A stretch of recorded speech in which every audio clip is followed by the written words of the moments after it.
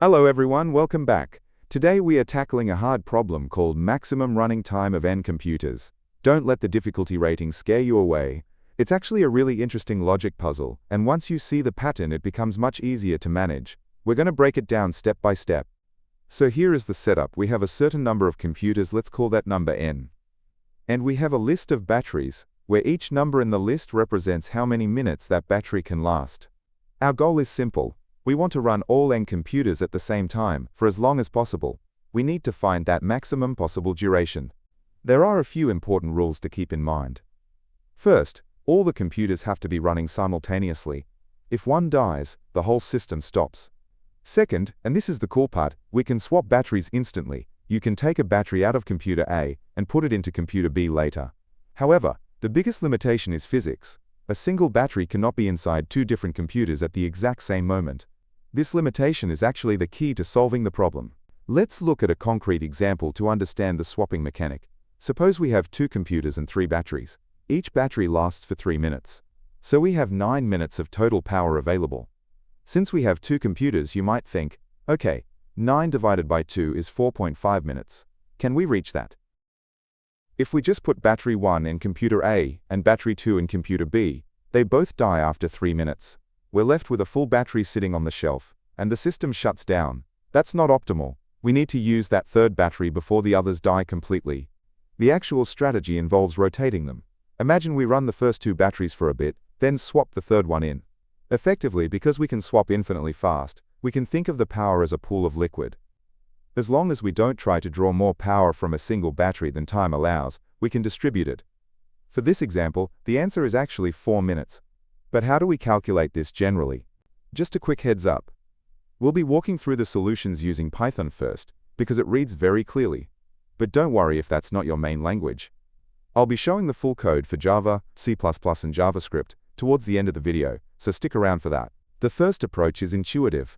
Imagine we pick the best n batteries we have, the biggest ones, and put them in the computers.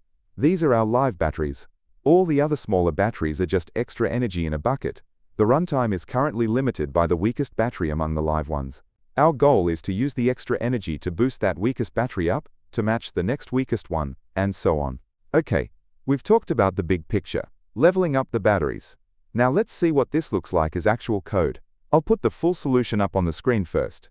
And don't worry, right after that, we'll break down the logic piece by piece. Here is the Python implementation. We sort the batteries, separate the small extra ones from the big live ones, and then try to level up the live ones in a loop.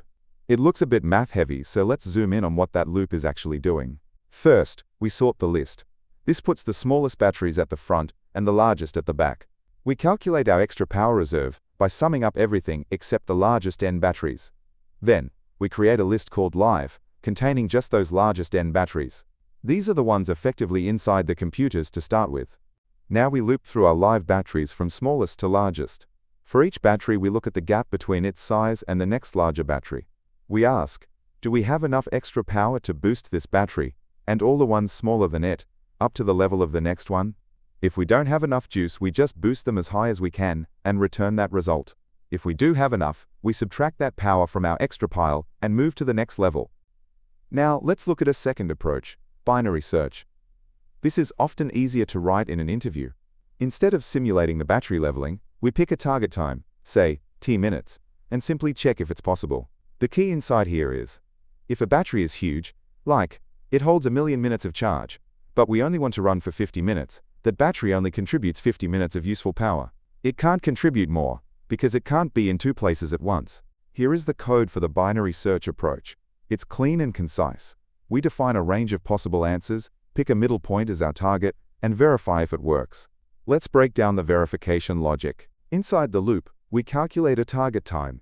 Then we sum up the total usable power. This is the crucial line. Min, power, target.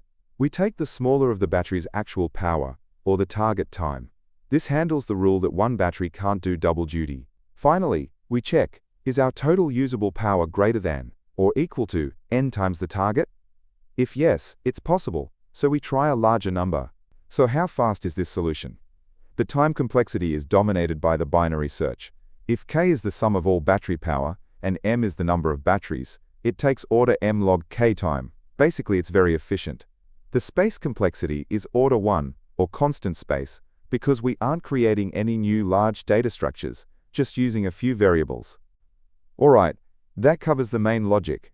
As promised, for those of you who code in other languages, I'm about to show the full solutions for Java, C++, and JavaScript. I won't be breaking these down, so just pause the video on your language of choice to check it out.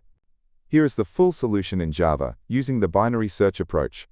Notice we use long to prevent overflow when summing up the power. You can pause here to review. Next up here is the C++ version. Again, we are using long types for the power calculations. Feel free to pause and check the syntax. And finally, here is the solution in JavaScript. The logic remains exactly the same. Hopefully seeing it in your preferred language helps solidify the concept. So let's wrap it up. We learned that we can treat battery power like a fluid resource, because swapping is instant. We also learned the crucial constraint: a battery's contribution is capped by the total runtime. And finally, we saw how binary search turns a complicated optimization problem into a simple yes or no check. Alright, before we go, I want to quickly show you a personal project I built. It's an app called My Daily To-Do. My biggest frustration with other to-do apps was retyping the same routine things every day. So I built this app to separate routine tasks from one-off tasks. Routine tasks automatically reset for the next day, while one-off tasks disappear forever when done. It turns a dumb checklist into a smart scheduler. The link is in the description if you want to try it. And, just to be clear, right now, the app is 100% free. No ads, no subscriptions. This includes features like presets, which let you save entire task lists.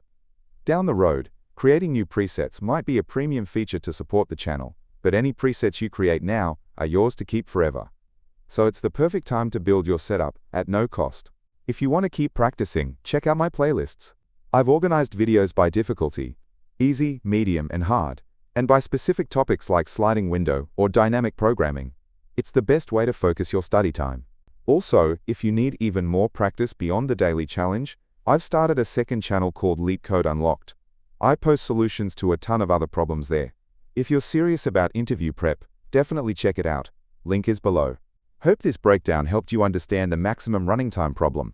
If it did, please hit that like button and subscribe for daily videos. If you have questions, drop a comment. Also, check the description for the tablet I used to plan these solutions. It's a game changer. Or if you're feeling generous, you can support the Boba Fund. Keep coding, and I'll catch you in the next one.